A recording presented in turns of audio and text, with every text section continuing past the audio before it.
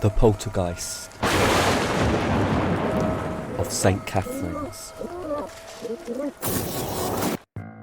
St Catharines, Canada, February 6th, 1970. Bob Crawford, a police officer, is on his way out of an apartment building in Church Street after dealing with a domestic when a lady from another apartment stopped him and asked for help. Crawford could clearly see how distressed she was and agreed at once.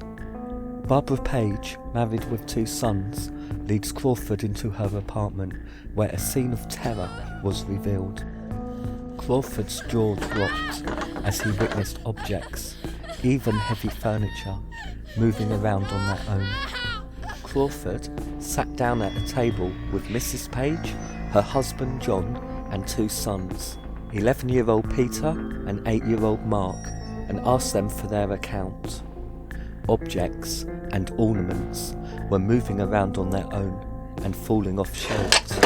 Furniture was violently shook and tipped on its side. Crawford himself saw a chest of drawers tip over as if being struck by an invisible force. Crawford realised that something very strange indeed was going on, and whilst he knew he had no answers, he decided to call on a priest to try and help this petrified family.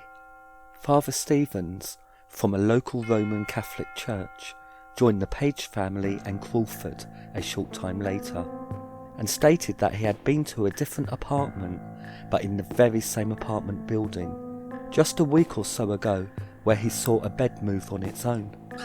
Father Stevens suggested to everyone to leave the kitchen and go into the living room so everyone could calm down.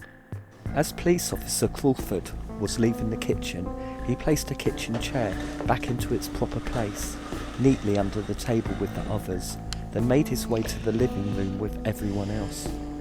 As they all took a few deep breaths, they all shivered as they heard strange footsteps walking from the living room and into the kitchen, where they realised the same chair was again out of place in the kitchen.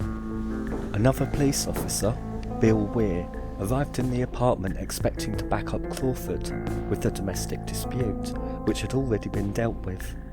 Weir was not prepared for the information Crawford was about to tell him, but Weir revealed he had already been informed of furniture moving around another apartment several months earlier, and a maintenance report that Weir had suggested revealed no structural problems with the building.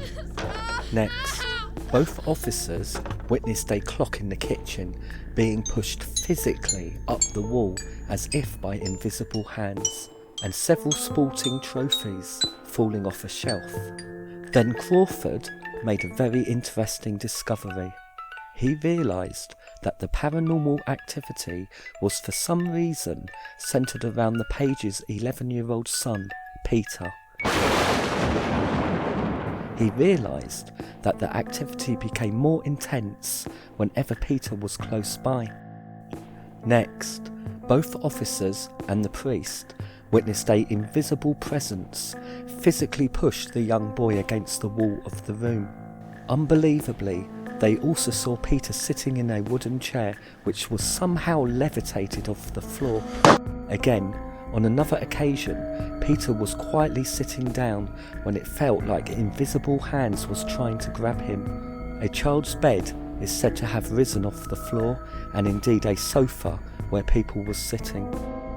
This was by now a terrifying situation for all concerned, but perhaps most notably for young Peter. Pictures would fall off the wall, ornaments would drop off shelves, doors would open and close on their own, and full-size furniture would move around. One point of interest the police officers noted was that everything in the house was being affected in some way. That's everything except a crucifix and a painting of the Virgin Mary. The officers did make a full report of the terrifying incident and told the Pages not to hesitate to call them if needed. The following evening, another domestic was reported, and Crawford, this time with colleague Richard College, returned to the building to deal with the situation. A man was arrested and College took him away, while Crawford took a witness report. At this point, a woman who had just visited the Pages' apartment entered the apartment where Crawford was and stated to him that she just saw a bed floating in the air in the Pages' apartment. Crawford went straight there and indeed saw the event just as described. Crawford requested College to join him, and by the time he got there, things had settled down a bit. However, it was not long before both officers witnessed another picture drop from the wall, and later, Peter was thrown out of a sudden moving chair. After everything that the officers had seen, they said they would return to the apartment every day.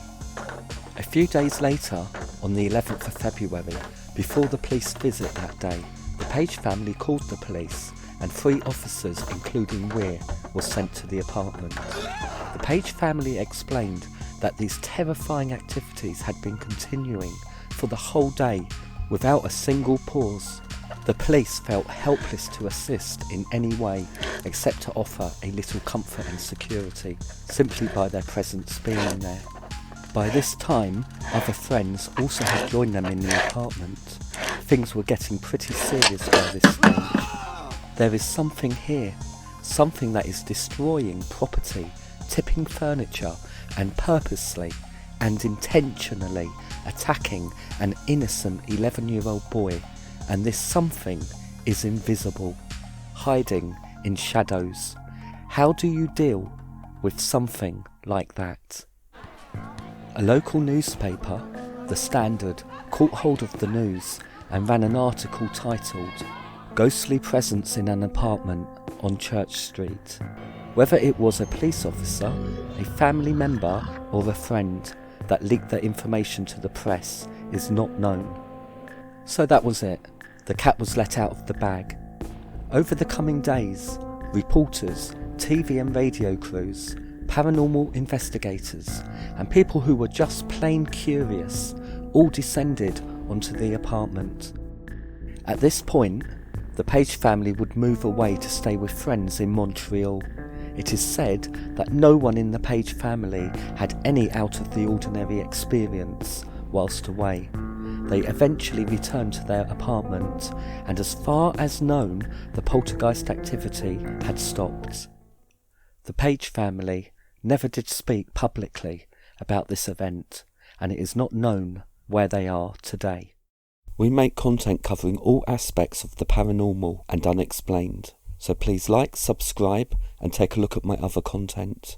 Thanks for tuning in.